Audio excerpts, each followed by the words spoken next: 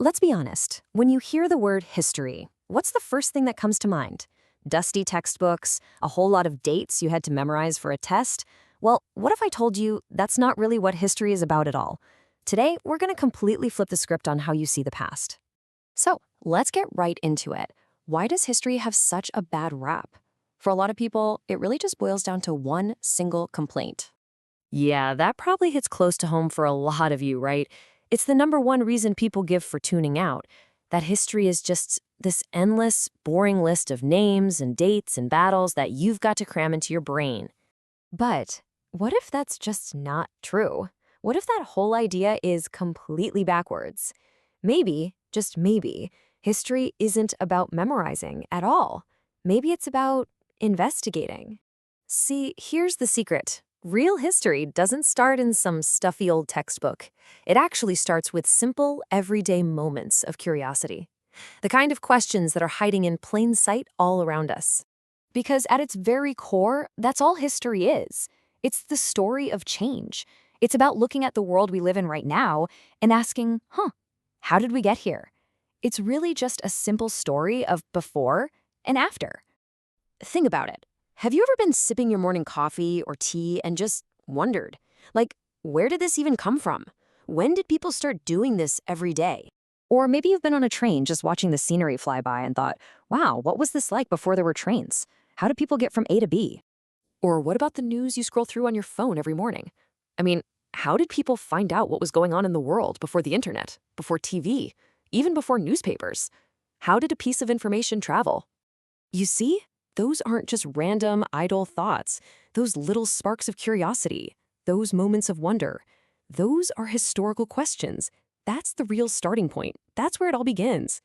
Okay, so if history is really all about asking interesting questions, then where on earth did we get this idea about it being all about kings, queens, and dates? Well, it turns out there's a pretty good reason for that stereotype. For a long, long time, history was basically written as the story of powerful people. It was all about the rulers, the big battles they fought, and the major events that happened during their reign. And yeah, when you tell history that way, it kind of looks like this timeline, right? A list of key dates in one person's life. In that version of the past, dates are everything. But nowadays, we know history is so much bigger than that. And to understand that bigger story, we need a different set of skills. So how do we read history in this new way? Well, let's put on our detective hats for a minute. We're going to do a little case study on a single image and see what happens when we really read between the lines. All right, so take a look at this. What you're seeing is the frontispiece, which is basically a decorative title page from the very first map of India that was made by a British guy named James Rennell way back in 1782. Now, it's super important to know who this James Rennell guy was. He was not some neutral observer. He was a huge supporter of the British taking over India. In fact, he was actually asked to make these maps by Robert Clive, one of the key figures in the British East India Company. For Rennell, making maps wasn't just about geography, it was a tool for domination. So, keeping all that in mind, let's zoom in and look closer at what's actually happening in this picture. What do we see? Well, we see a group of Brahmins who are Hindu priests and scholars, and they're offering up their sacred texts to this figure, Britannia, who is the symbol of Great Britain. And this right here is where we have to read between the lines. On the surface, what does the image show? It shows Brahmins willingly, happily handing over their ancient texts to the British. But what does that suggest? The hidden message here is that Indians actually wanted the British to come in and protect their ancient culture.